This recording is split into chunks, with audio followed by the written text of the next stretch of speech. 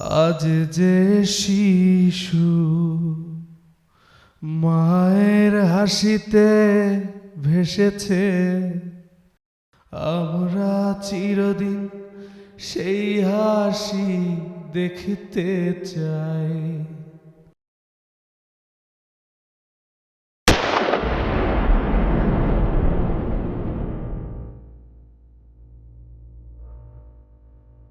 দীর্ঘ লড়াইয়ের পর অবশেষে চলেই গেলেন নির্ভীক জুলাইয়ের এক অকুতোভয় শরীর, শরীফ ওসমান হাদী।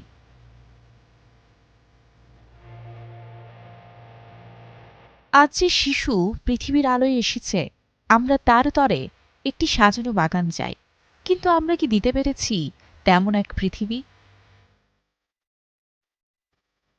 একটা ন্যায্য রাষ্ট্র কিংবা একটা সাজানো বাগান, যেখানে শিশুরা ভয় নয়, ভালোবাসায় বড় হবে। আল্লাহ যদি আমাকে নিয়ে যায়, আমার বাচ্চাটার দিকে একটু খেয়াল রেখে। আজ এই কথাগুলোই ভারী হয়ে ভাসছে বাতাসে।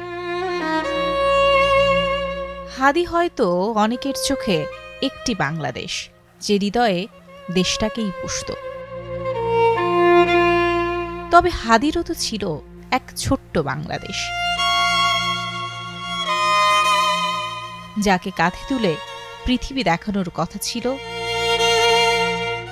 রং পেন্সিলে দেশটাকে আঁকবার কথা ছিল, খেলবার কথা ছিল অদেখা স্বপ্নগুলোকে দেখবার।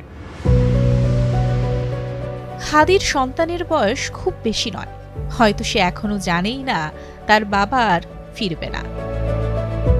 কিন্তু হাদির সন্তান যদি আজ প্রশ্ন ছুড়ে দেয় আমাদের দিকে, এই রাষ্ট্র কি তাকে আগলে রাখতে পারবে? তার বাবার স্বপ্নের সাজানো বাগান কি সে পারবে কোনোদিন দেখতে? একটি শিশু জন্ম নেয় শুধু একটি পরিবারে নয়, সে জন্ম নেয় একটি রাষ্ট্রে। হাদি যে দেশের জন্য লড়েছিল, সেই দেশে আজ তার শিশু সন্তান অনিশ্চিত ভবিষ্যতের মুখোমুখি। বাবাহারা শিশু, মায়ের কোলে আতঙ্ক, আর সমাজের নীরবতা, সব মিলিয়ে প্রশ্নটা আরো তীব্র হয়। আমরা কি শুধু হাদির নাম স্মরণ করেই দায় শেষ করব, নাকি তার রেখে যাওয়া সন্তানের দিকে তাকিয়ে বুঝব স্বপ্নের বাংলাদেশ গড়া মানে শুধুই স্লোগান নয়, দায়িত্ব? মারিয়া হোসেন, স্টার নিউজ।